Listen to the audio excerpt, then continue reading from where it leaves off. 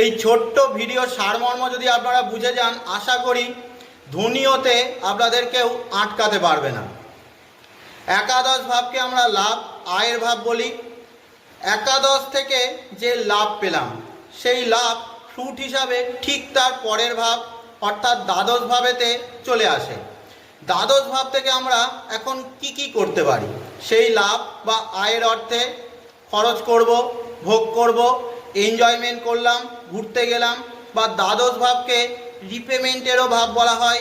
Loan বা বিল repay করে দিলাম বা পরিশোধ করে দিলাম। কিন্তু এই দ্বাদশ ভাব আমাদের ফিউচারের জন্য সিড বা বীজ হিসাবে কাজ করে, যাকে আমরা ইনভেস্টমেন্ট বা বিনিয়োগও বলি।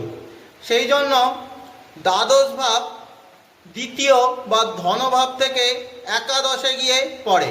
একাদশ থেকে আমরা গ্রোথের বিচার করি, অর্থাৎ যে পয়সা বা ধন এলো তাকে আরও গ্রো করানোর জন্য আমাদেরকে নিয়মিতভাবে ইনভেস্টমেন্ট বা বিনিয়োগ করে যেতে হবে। বাংলায় একটা প্রবাদ আছে, টাকা যত খাটবে টাকা তত বাড়বে। অর্থাৎ সেকেন্ড হাউসকে গ্রো করানোর জন্য আমাদের দ্বাদশ ভাব বা 12th হাউসের সাহায্য নিতে হবে।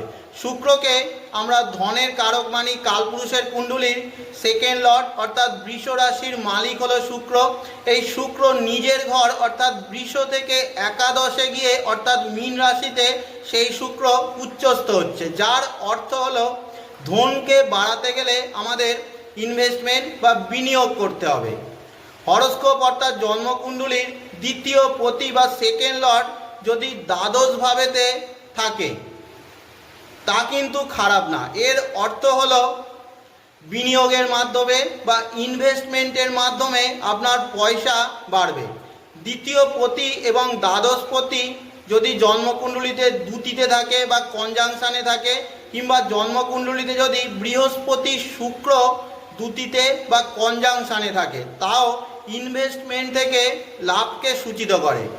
কিংবা বৃহস্পতি যদি একসাথে জন্মকুণ্ডলীর দ্বিতীয় ভাব এবং দ্বাদশ ভাবকে দেখে, অর্থাৎ বৃহস্পতি যদি ষষ্ঠ বা অষ্টম ভাবেতে থাকে, বৃহস্পতির দৃষ্টি একসাথে দ্বিতীয় ভাব এবং দ্বাদশ ভাবের উপরে পড়বে।